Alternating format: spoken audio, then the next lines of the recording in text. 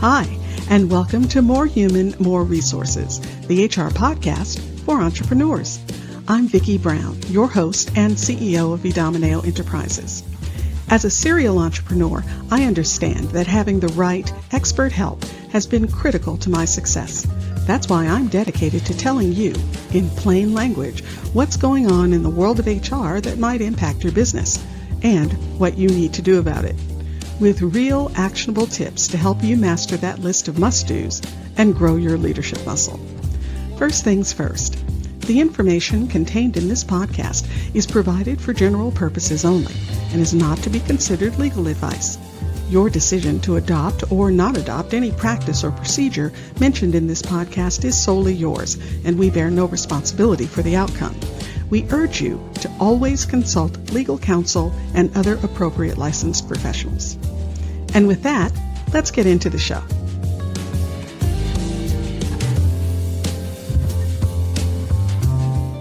You're listening to Season 4, Episode 29.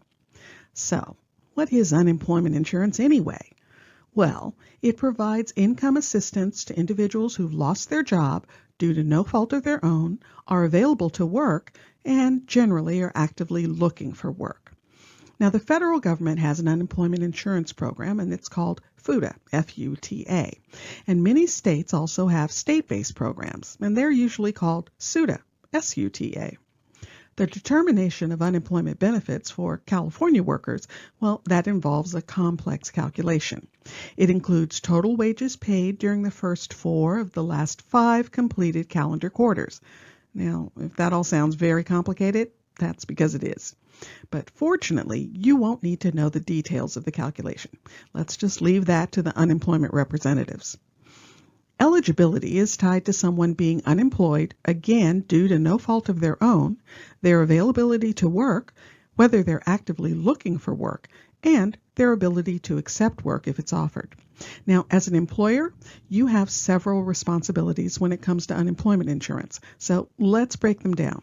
First, you're required to pay both federal unemployment taxes and state unemployment taxes. FUTA is a federal tax that's paid to the IRS, while SUTA is paid to your state unemployment agency. Now, in California, that's the Employment Development Department, or EDD. Now, here's something important to note. Most employers can take a credit against their FUTA tax for amounts paid into SUTA funds. This means you're not double taxed, and the majority of your unemployment tax goes to the state fund. The amount you as an employer will have to pay is determined by a few factors, including the unemployment claims against your company.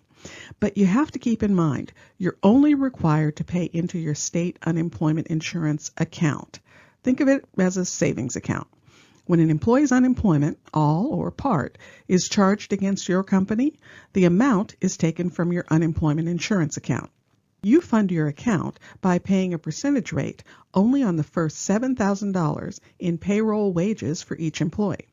How much is charged to or hits your account? Well, that's managed by a very complex set of rules and calculations. Let's just suffice to say, it is not a 1-to-1 ratio.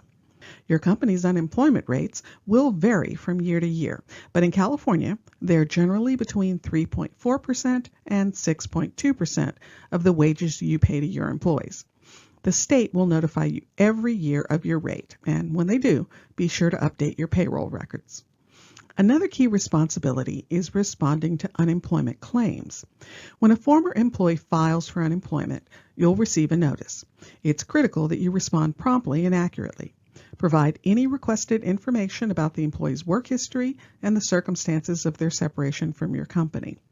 Your response can significantly impact whether the claim is approved or denied. Lastly, remember that your unemployment tax rates can be affected by the number and frequency of claims against your company. This is why it's so important to manage your workforce effectively and document any performance issues or policy violations that could lead to terminations. The fewer approved claims against your company, the lower your unemployment tax rate is likely to be. Now, let's talk a little bit about the appeals process. Both employees and employers have rights when it comes to unemployment claims. If an employee's claim for unemployment benefits is denied, They have the right to appeal that decision. They'll need to file an appeal within a specific time frame. That's usually within 30 days of the denial notice. The appeals process typically involves a hearing where both the employee and employer can present evidence and testimony. As an employer, you also have the right to contest unemployment claims. If you believe a former employee shouldn't be eligible for benefits, perhaps because they were fired for misconduct or voluntarily quit without good cause, then you can appeal the decision to award benefits. If you're going to contest a claim, you'll need to respond to the initial claim notice with your reasons for objecting. If benefits are awarded despite your objections, you can then file an appeal. Like employee appeals, this process usually involves a hearing. It's important to note that the appeals process can be complex, as with many other things in this process. If you're dealing with a contentious unemployment claim or appeal, it might be worth consulting with an employment law attorney or an HR professional who specializes in unemployment. Remember, the goal of the unemployment system is to provide a safety net for workers who lose their jobs through no fault of their own. As an employer, your role is to participate honestly and responsibly in this system, while also protecting your business interests. By understanding your responsibilities and rights in the insurance process, you can better manage this particular part of your business and maintain a fair workplace for your employees as well. Now, it's easy to sign up for unemployment with your company. When you register with the state as an employer, they'll assign you an unemployment number and set up an account for you. Unemployment is an automatic part of the company payroll taxes, so there's nothing additional you need to do. And those are the basics of unemployment. If you found this information helpful, please leave a review and tell a friend. Thanks for spending the time. Until next week, same time, same place.